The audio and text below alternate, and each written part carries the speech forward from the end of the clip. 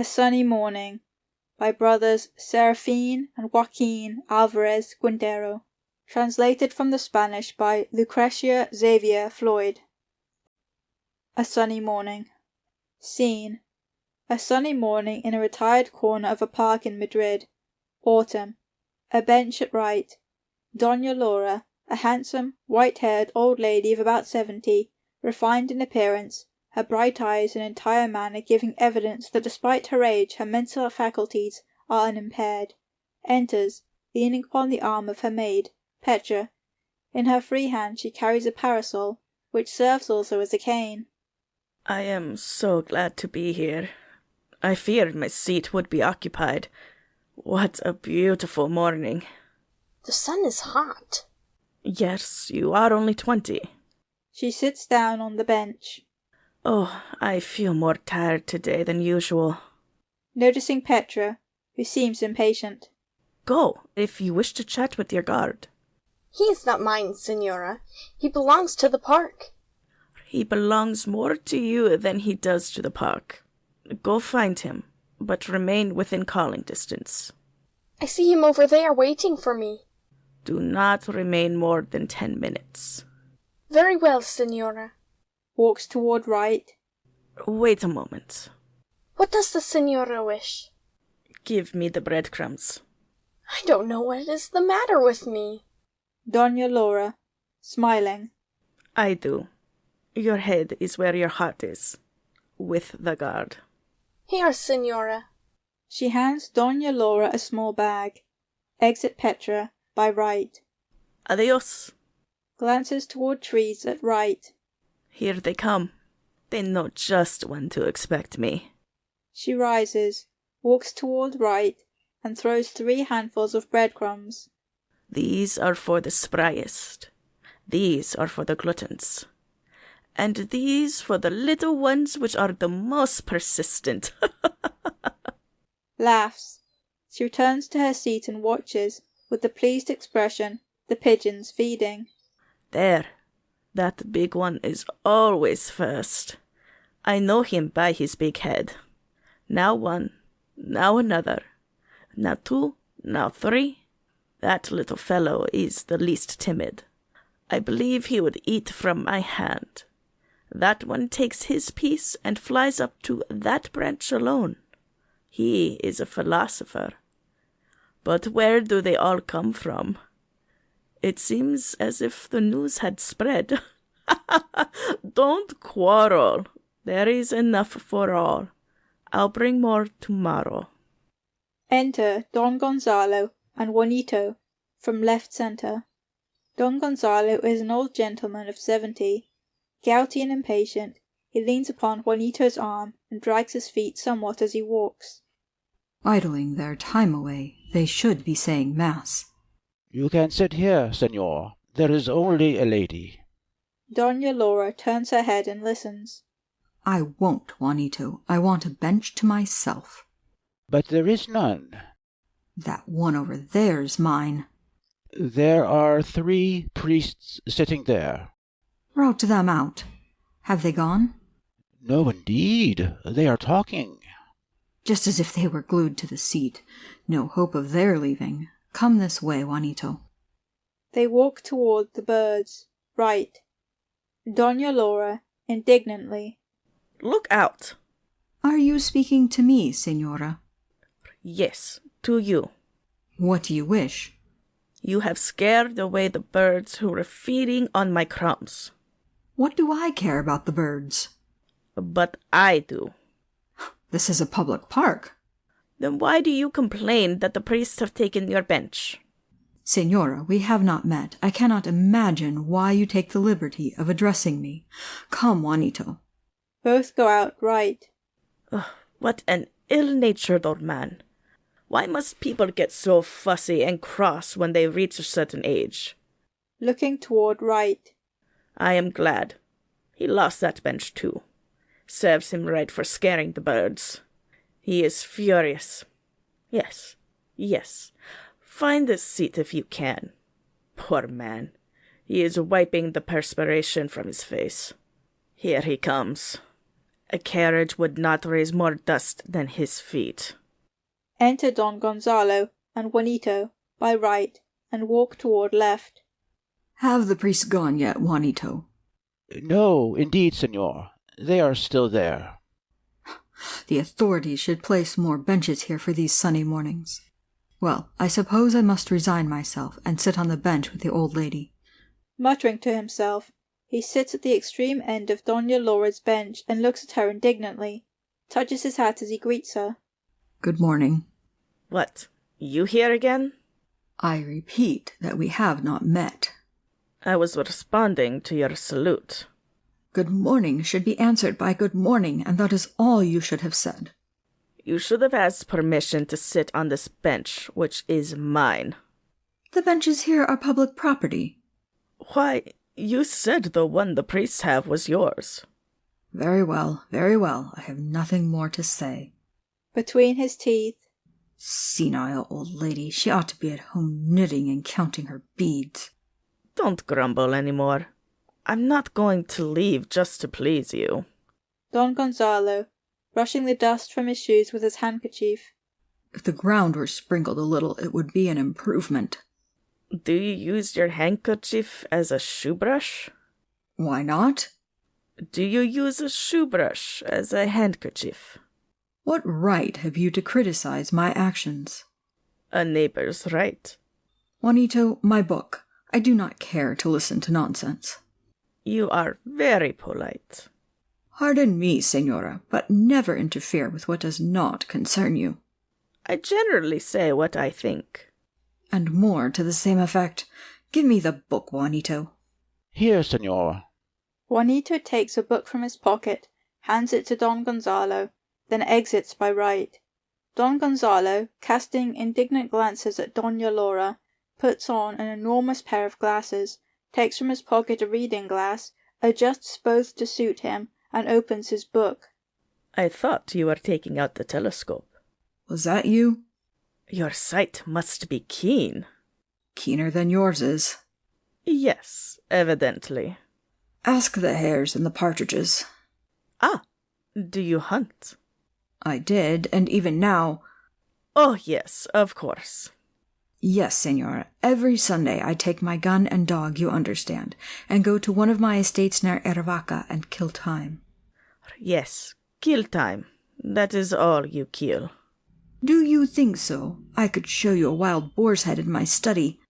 Yes, and I could show you a tiger's skin in my boudoir. What does that prove? Very well, senora. Please allow me to read. Enough conversation. Well, you subside then. But first I shall take a pinch of snuff. Takes out snuff box. Will you have some? Offers box to Doña Laura.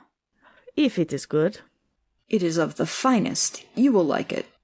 Doña Laura, taking pinch of snuff. It clears my head. And mine. Do you sneeze? Yes, senora, 3 times. And so do I. What a coincidence. After taking the snuff, they await the sneezes, both anxiously, and sneeze alternately 3 times each. Achoo! Achoo! Achoo! Achoo! Achoo! Achoo! There, I feel better. So do I. Aside. The snuff has made peace between us. You will excuse me if I read aloud? Read as loud as you please. You will not disturb me. Don Gonzalo, reading. All love is sad, but sad as it is the best thing that we know. And that is from Campo Amor. Ah! Don Gonzalo, reading. The daughters of the mothers I once loved kiss me now as they would a graven image. Those lines, I take it, are in a humorous vein. Doña Laura, laughing. I take them so too. There are some beautiful poems in this book. Here, 20 years pass, he returns. You cannot imagine how it affects me to see you reading with all those glasses. Can you read without any? Certainly. At your age, you're jesting. Pass me the book, then. Takes book, reads aloud. 20 years pass. He returns. and each beholding the other exclaims, "Can it be that this is he? Heavens, is it she?"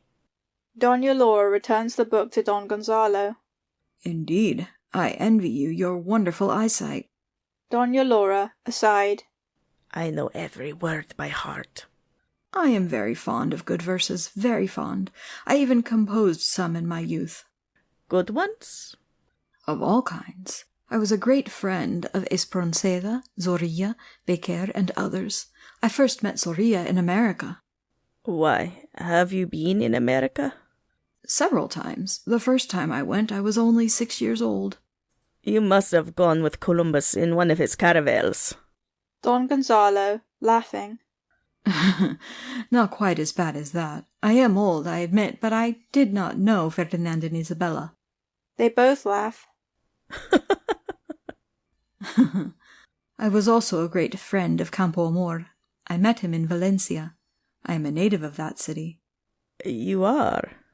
I was brought up there, and there I spent my early youth. Have you ever visited that city? Yes, senor. Not far from Valencia there was a villa that, if still there, should retain memories of me. I spent several seasons there. It was many, many years ago. It was near the sea, hidden away among lemon and orange trees. They called it... Let me see, what did they call it? Marisela. Don Gonzalo, startled. Marisela? Marisela. Is that name familiar to you? Yes, very familiar. If my memory serves me right, for we forget as we grow old, there lived in that villa the most beautiful woman I have ever seen, and I assure you I have seen many. Let me see, what was her name? Laura Llorente. Doña Laura, startled. Laura Llorente? Yes. They look at each other intently. Doña Laura, recovering herself. Nothing. You reminded me of my best friend. How strange. It is strange. She was called the Silver Maiden. Precisely, the Silver Maiden. By that name she was known in that locality. I seem to see her as if she were before me now, at that window with the red roses. Do you remember that window? Yes, I remember. It was the window of her room. She spent many hours there. I mean, in my day. Doña Laura, sighing. And in mine too. She was ideal, fair as a lily, jet black hair and black eyes, with an uncommonly sweet expression. She seemed to cast a radiance wherever she was. Her figure was beautiful, perfect. What forms of sovereign beauty God models in human clay. She was a dream. Doña Laura, aside. If you but knew that dream was now by your side, you would realize what dreams come to. Aloud.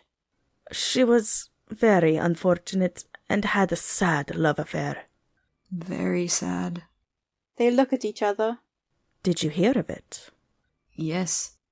The ways of Providence are strange. Aside. Gonzalo. The gallant lover in the same affair. Ah, the duel. Precisely, the duel. The gallant lover was my cousin, of whom I was very fond. Oh, yes, a cousin.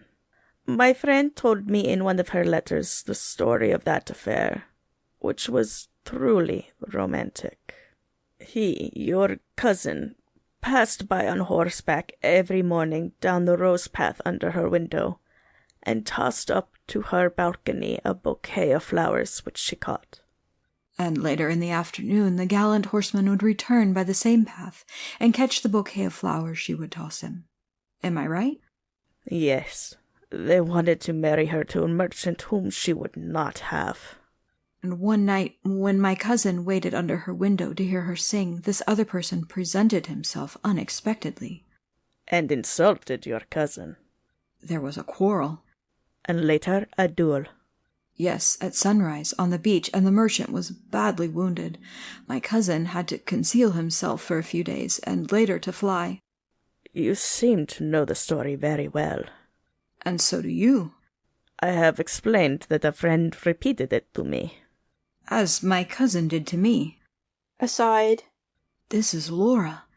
Doña Laura, aside. Why tell him? He does not suspect. Don Gonzalo, aside. She is entirely innocent. And was it you, by any chance, who advised your cousin to forget Laura? Why, my cousin never forgot her. How do you account, then, for his conduct? I will tell you. The young man took refuge in my house, fearful of the consequences of a duel with a person highly regarded in that locality. From my home he went to Seville, then came to Madrid. He wrote Laura many letters, some of them in verse. But undoubtedly they were intercepted by her parents, for she never answered at all. Gonzalo then, in despair, believing his love lost to him forever, joined the army, went to Africa, and there, in a trench, met a glorious death, grasping the flag of Spain and whispering the name of his beloved Laura. Doña Laura, aside. What an atrocious lie! Don Gonzalo, aside. I could not have killed myself more gloriously. You must have been prostrated by the calamity. Yes, indeed, Signora, as if he were my brother. I presume, though, on the contrary, that Laura in a short time was chasing butterflies in her garden, indifferent to regret. No, Senor, no. It is woman's way. Even if it were woman's way, the Silver Maiden was not of that disposition. My friend awaited news for days, months, a year, and no letter came. One afternoon, just at sunset, as the first stars were appearing, she was seen to leave the house, and with quickening steps wend her way toward the beach where her beloved had risked his life. She wrote his name on the sand, then sat down upon a rock, her gaze fixed upon the horizon. The waves murmured their eternal threnody, and slowly crept up to the rock where the maiden sat. The tide rose with a boom, and swept her out to sea. Good heavens! The fishermen of that shore, who often tell the story, affirm that it was a long time before the waves washed away that name written on the sand. Aside. You will not get ahead of me in decorating my own funeral. Don Gonzalo, aside. She lies worse than I do. Poor Laura. Or Gonzalo. Doña Laura, aside. I will not tell him that I married 2 years later. Don Gonzalo, aside. In 3 months I ran off to Paris with a ballet dancer. Fate is curious. Here are you and I, complete strangers, met by chance, discussing the romance of old friends of long ago. We have been conversing as if we were old friends. Yes, it is curious, considering the ill-natured prelude to our conversation. You scared away the birds. I was unreasonable, perhaps. Yes, that was evident. Sweetly. Are you coming again tomorrow?